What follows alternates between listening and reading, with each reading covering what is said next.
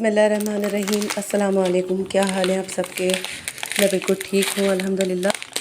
आज सोचा कि छिलकों वाली जो मूंग की दाल होती है ना, ये मैं दाऊद मार्ट से लेकर आई थी पैकेट आधा किलो का। तो मुझे ये गर्मियों में बहुत अच्छी लगती है और अभी हमारे यहाँ पे जो है वो फैब का मिड लग गया है, तो यहाँ जो है वो गर्म वाली हवाएं चलना शुरू हो जाती हैं। जो तेज़ झक्कड़ वाली हवाएं होती हैं ना, वो चलना शुरू हो जाती हैं जब बेर आते हैं। तो और बेर आ चुके हैं, तो बस यहाँ पे कुछ गर्मियों वाली वाइब्स आ रही थी। तो बच्चों ने कहा कि मम्मा दोपहर के टाइम जो है वो खिचड़ी खाएंगे, हम लोगों का दिल कर रहा है। तो मैंने यहाँ पे 3 पाव कन की बासमती चावल ले लिए थे खिचड़ी वाले, और 1 पाव के करीब मैंने यहाँ ले ली थी दाल। तो थोड़ी सी मैंने इसमें से उठा ली थी, ये बहुत ज़्यादा, ये दोनों मिलके जो है बहुत ज़्यादा हो गई थी। तो बस फिर मैंने थोड़ा सा इधर उठा लिया था चावल और दाल को। और ये है चटनी का सामान। तो इसमें मैं ले लूँगी पुदीना, गोला मिर्च 5 से 4 अदद, टमाटर, इमली, ज़ीरा, हरी मिर्चें, नमक और लहसुन के कुछ क्लोव ले लूँगी। तो यहाँ पे मैंने हरा धनिया भी बाद में शामिल कर दिया था थोड़ा सा। उससे क्या होता है, बहुत जो मिंट का फ्लेवर होता है वो थोड़ा सा जो एक आता है हार्ड सा, तो उससे थोड़ा सा फ्लेवर मिक्स होकर हरा धनिया और पुदीने का बहुत अच्छा सा बनता है चटनी में। तो मैं जब भी चटनी बनाती हूँ तो हरा धनिया पुदीना दोनों मिक्स करके ही बनाती हूँ। तो यहाँ पे मैंने दाल को भिगो दिया था काफ़ी टाइम के लिए, ताकि कि दाल जो होती है मूंग की वो थोड़ी देर भीग जाए। और चावल भी जो ये पक्की बासमती वाले थे मेरे पास, ये भी भीगते हैं थोड़ी देर के लिए। तो दोनों को मैंने भिगो दिया था। बघार में मैंने डाला था प्याज डाल के, मैंने ब्राउन करके निकाल ली थी, लहसुन अदरक का पेस्ट डाला था, हरी मिर्चें 4 से 5 अदद कट करके, और गरम मसाला साबुत ज़ीरे के साथ। तो बस ये मैंने बघार रेडी कर लिया था। और फिर उसके बाद पानी डाल के इसको जिस तरीके से हम मूंग की दाल की खिचड़ी बनाते हैं, इसी तरीके से मैंने इसको रेडी किया है। ये बहुत मज़े की बनती है और बहुत गर्मियों में अच्छी लगती है।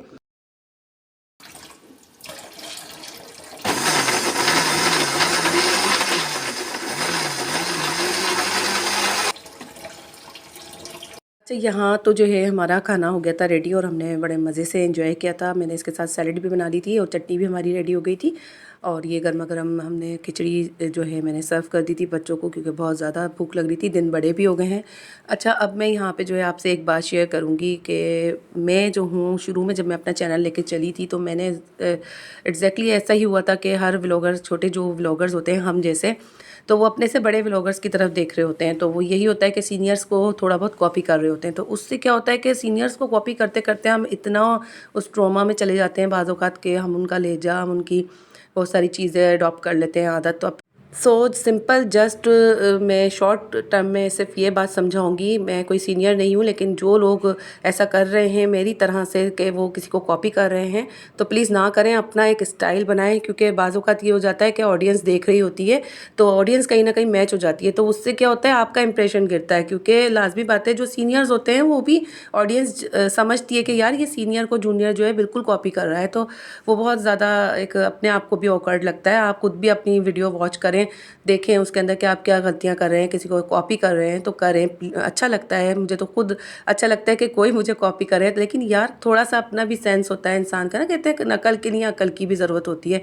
तो हमारी अम्मी तो यही कहती थी कि यार अगर किसी का कॉपी भी कर रहे हो तो अपना थोड़ा सा दिमाग लगा के कॉपी करो, ऐसा ना हो कि ए टू ज़ेड आप वैसा ही छाप के आ जाओ। तो यही होता है, यही सिखाया जाता है। टीचर्स भी यही कहते थे कि अगर आपने नकल करनी है तो अकल के साथ करनी है, अदरवाइज़ आपने मेहनत करनी है।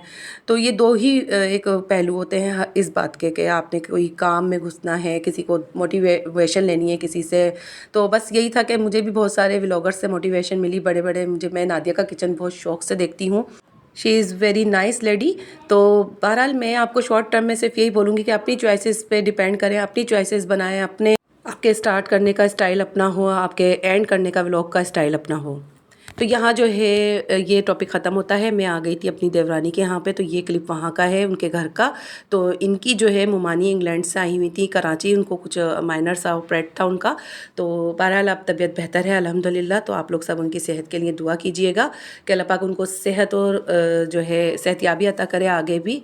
तो बहरहाल यहाँ वो आ गई थी, उनका यहाँ स्टे है कुछ टाइम के लिए। तो अभी तो वो बहुत ज़्यादा टायर्ड आई थी, सफ़र पे से थी, तो बस मैंने उनकी व्लॉग अभी नहीं बनाई। क्या सोचेंगी कि मैं अभी इतना बड़े सफ़र पे से आई हूँ और फिर ऑपरेट भी हुआ था उनका, लाजमी बात है वो यहाँ रेस्ट करने के लिए आई हैं थोड़े टाइम के लिए हम लोगों से मिलने के लिए, और मैं कैमरा ऑन करके उनके मुंह पे खड़ी हो जाऊँ।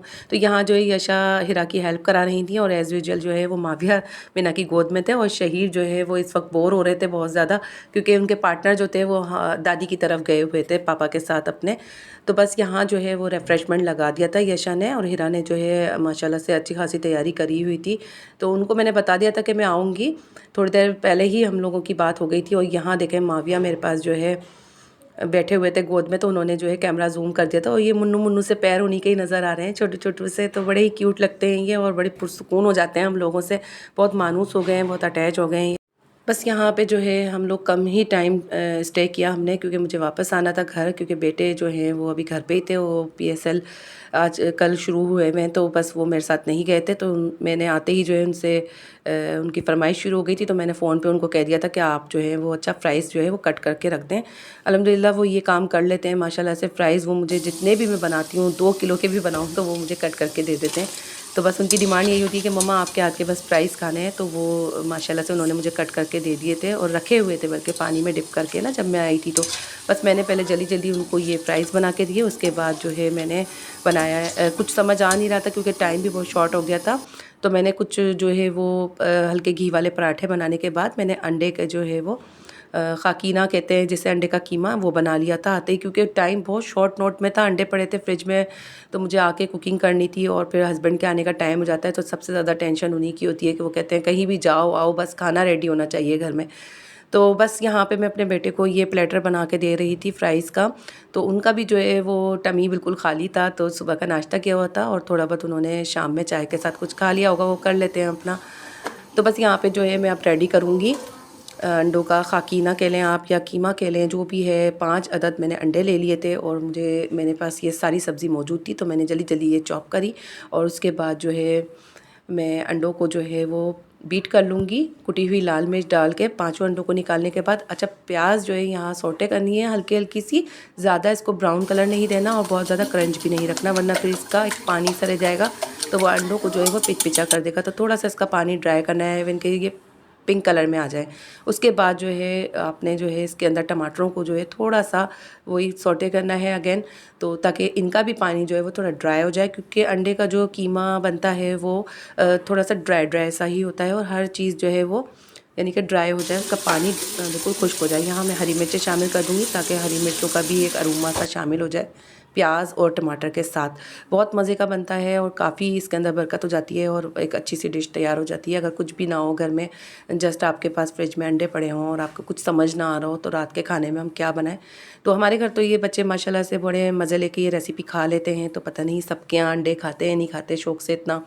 तो यही होता है कि मुझे लगता है अंडे यूजुअली सारे ही सबकी ही फेवरेट होते हैं। इस तरीके के ऑमलेट वगैरह बना लो, तो अंडे की कोई सी भी डिश बना लो बच्चों को बहुत अट्रैक्ट करती है।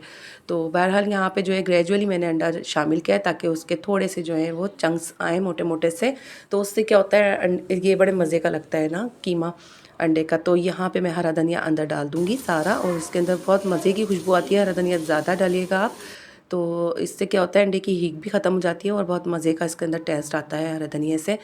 क्योंकि इसके अंदर लहसुन अदरक तो जाता नहीं है, ये अंडे का ऑमलेट तरीके से ही होता है, लेकिन क्या होता है इसके अंदर टमाटर ज़्यादा जाते हैं, तो वो कीमा स्टाइल पे ये बन जाता है और थोड़ा सा ये बढ़ भी जाता है, हमारी डिश जो है थोड़ी सी बढ़ जाती है।